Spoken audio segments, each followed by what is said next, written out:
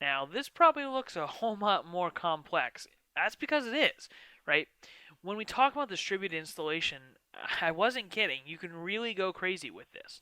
So this again, I took this from the VMware documentation because they really have a great guide. You should check it out, and I'll try to link it within the course notes, or if not, you have my contact information. So I'll feel free to send you any of these resources. But it's really a best practices and deployment guide around installing VCAC in a production environment. So you'll notice here, if we start at the top where the users are, we start with a load balancer. This is something we didn't see with the minimal installation. So now we're able to have, and you can see the numbers here, like look at numbers 3, 4, and 5.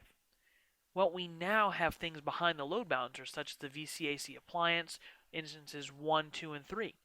Those are all able to serve up that self-service console behind the load balancer. Additionally, we have the SSO appliance, and you can have multiples of those as well. And you can also see for the IIS components, you can really get detailed on this one. So you have a load balancer in the front.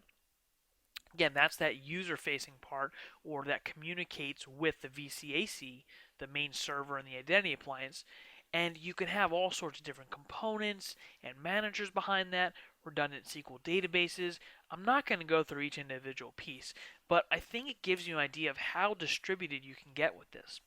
So you'll really want to look at things like requirements in the environment and then match it up with, again, use this deployment guide or use some of the install and config tips that I'll go over in the next course to understand where you might want to double up on components, where the load balancers need to be. You can see we have app load balancers, web load balancers, service manager load balancers.